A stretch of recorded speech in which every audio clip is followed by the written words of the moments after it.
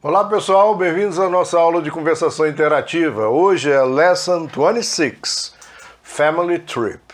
Bom, 26, aquela pronúncia, né? 20, de americano, e Family Trip é a viagem em família. Trip é uma viagem, né? A gente tem várias aí palavras que são sinônimas, mas uma delas é travel ou trip. Bom, fazer a leitura, são dois personagens hoje, Angela e David, e depois a gente retorna para os comentários. David, what have you been up to lately? I went on a trip with my family last week. Really? Where did you go? We went to Europe. What cities did you go to? London, Paris, and a few other smaller cities. Did you go to Berlin? No, we didn't go there. I'd like to go there next time. I think the summer is a good time to visit Berlin. It's a beautiful place and the people there are very nice. That's what I've heard. I went there last year. If you want, I can give you some information I have about the city. Thanks. Bom, retornando lá para os nossos comentários, a primeira fala de Angela, David, aliás, a pronúncia é David, apesar de ter si aí, né, para ter falado Davy, não é Davy, é David. What have you been up to lately? Como é que você tem estado ultimamente, né? Have you been up to lately é uma expressão equivalente a essa nossa, né? Como é que você tem estado ultimamente? Lately, ultimamente. E aí o David responde, I went on a trip. Reparem que o T do went, que eles não gostam de falar, né? Saiu já juntando o N do went com on. Went on a. Emendou tudo. Went on a trip. Fecha a boca no P quando fala. Eu saí numa viagem, né? With my family, com a minha família, last week, na última semana, ou na semana passada, né? A última semana foi a semana passada. Essa expressão last week, a gente pode traduzir também como uma semana passada. Então, I went on a trip with my family last week. E aí a Angela diz, really? Realmente? Verdade? Where did you go? Onde você ou vocês, né? Porque o you sai para você ou vocês, então vai depender até da sequência para a gente ver a tradução mais adequada. Where did you go? Onde você foi ou onde vocês foram? Pela resposta eu saberei se é você ou vocês. Eu não olhei aqui para ver enquanto eu estou falando com vocês. Então reparem, where did you go? Só para lembrar um pouquinho aí dos nossos auxiliares para indicar o tempo na pergunta, né? Onde você vai? Where do you go? Onde você irá? Where will you go? Onde você iria? Where would you go? E aonde você foi? Where did you go? Reparem a importância do auxiliar nas perguntas para indicar o tempo do verbo, né? O verbo não variou, foi go em todas as frases que eu falei, né? Então, ele diz assim, ele responde, London, Paris and a few other smaller cities. Não deu para ela a resposta para saber se é você ou vocês ainda, né? Mas como lá em cima ele já disse, we went to Europe, nós fomos à Europa. Eu acho que a tradução mais adequada para esse uso seria vocês, ok? E ele responde, London, reparem, não é London. Os americanos gostam de falar esse O-N com som an. London. Paris, né? Londres, Paris. And a few other smaller cities. E umas poucas cidades menores, ok? A tradução vem de trás para frente, né? Umas poucas cidades menores. E aí a Angela pergunta, Did you go to Berlin? Né? Vocês foram a Berlim? Berlin. E aí o David diz, no, we didn't go there. We didn't go there. Nós não fomos lá. I'd like, esse apóstrofo D que aparece aí, é o would, né? É o would do condicional. I would like. Mas esse apóstrofo D poderia ser esse deu had, passado do verbo to have. I had poderia ser I'd também. Como é que eu sei que é would? Porque quando é would, vem um verbo no infinitivo sem o to logo após. É o caso do verbo to like, que é o verbo gostar, que veio no infinitivo sem o to após esse apóstrofo D. E como é que eu saberia que esse apóstrofo D é had, verbo ter no passado? Viria na sequência, logo após o apóstrofo D, um verbo no particípio passado.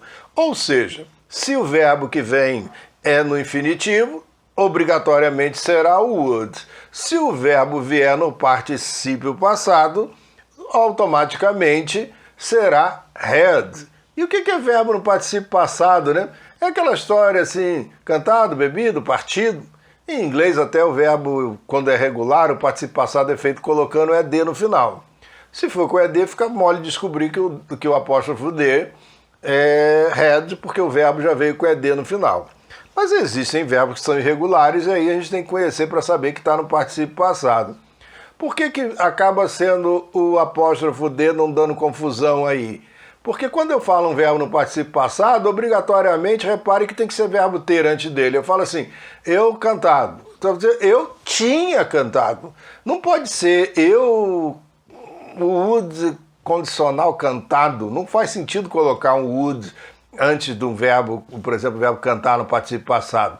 Então, se o verbo está no infinitivo, aquele apóstrofo D só indica que ele está no condicional. Se o verbo está no particípio passado, o apóstrofo D que vem antes dele é o had, é o tinha, ou todas as formas passadas do verbo ter, ok? Aqui, I would like, eu gostaria. To go there, eu gostaria de ir lá. Next time. Next, sem falar o T, junta tudo. Next time, sem falar o E no final. Eu gostaria de ir lá na próxima vez. E aí a Angela diz, I think, eu acho, eu penso, the summer is a good time to visit Berlin. Eu acho que o verão é um bom momento, uma boa época para visitar Berlim. It's a beautiful place. É um lindo lugar. Olha, beautiful não é bonito. Beautiful é o que é mais bonito ainda, é além de bonito. Então, quando eu falo que o lugar é bonito, eu falaria nice place. Nice, N-I-C-E, ok? Então, se eu falo it's a nice place, é um lugar bonito. Mas se eu falo que é um lugar lindo, it's a beautiful place, ok? It's a beautiful place. And the people there, e as pessoas lá, are very nice. São muito simpáticas, são muito agradáveis. Ué, mas vem cá, nice não é bonito? Quando se refere a um lugar, é um lugar bonito, um lugar agradável. Mas quando se refere a pessoas, nice indica que a pessoa é simpática ou agradável. Ou seja, é o feio bem vestido, né? Como é que é o namorado da fulana? É nice, é bonito, é nice. Ok? Então reparem que a palavra nice depende de onde, com quem ela esteja associada. Ou seja, acompanhando um lugar, o lugar pode ser traduzido como bonito, pode ser traduzido como bonito quando se trata de um objeto, um carro, nice car, carro bonito. Agora, quando se trata de uma pessoa, é uma pessoa agradável, é uma pessoa simpática. As pessoas de Berlim são agradáveis e simpáticas, segundo o texto. E aí David diz, that's what I've heard. Isso é o que eu tenho ouvido, é o que está literalmente escrito. Mas vocês que são alunos iniciantes de inglês, vão aprender que existe um tempo verbal chamado presente perfeito. Olha só, presente perfeito, que é usado em inglês no lugar do nosso pretérito, ou seja, passado, pretérito perfeito. Então, a gente não é sempre, mas grande parte das vezes que você encontrar esse presente perfeito, você vai traduzir como se fosse no passado. Então, isso é o que eu tenho ouvido, vai virar isso é o que eu ouvi, por exemplo. Ok? That's what I've heard. Isso é o que eu ouvi. Ou isso que eu tenho ouvido. Então, isso é uma matéria, o tal do presente perfeito, que gera muita confusão em quem está começando a aprender inglês, que não tem mistério nenhum. Vocês vão aprender isso, preferencialmente em nossas aulas juntos em sala de aula, né, nossas aulas presenciais, e aí vocês compreenderão. Eu acho que um aluno precisa cerca de 1 mês de estudo para fixar essa ideia do presente perfeito sendo usado como pretérito perfeito. Portanto, logicamente, numa aula, com o tempo que nós temos nesse tipo de aula, não vai ser possível eu dar a explicação completa e vai se tornar extremamente maçante e vai fugir do nosso foco. Mas não estranhe a tradução como sendo pretérito perfeito quando você, na verdade, está lendo algo no presente. Ok? Então isso é o que eu ouvi, né? É o que o David diz. E aí a Angela diz, I went there. Repare que o T do went eu não falei por causa do T do there. I went there last year.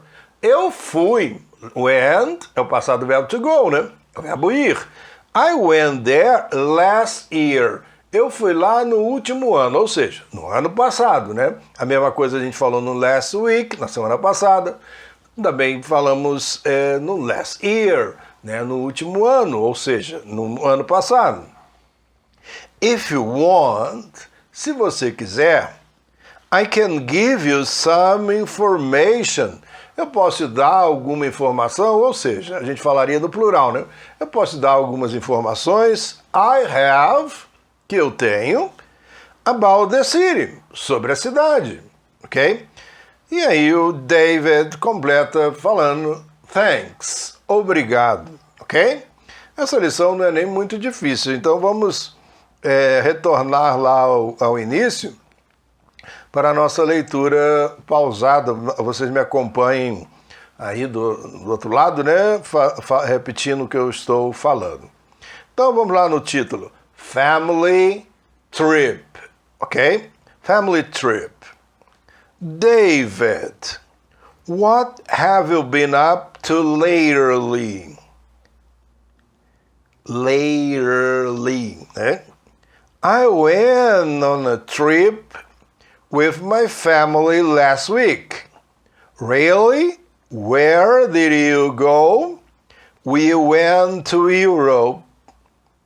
What city did you go to? Só vou repetir aqui a pronúncia de Europa. Europe.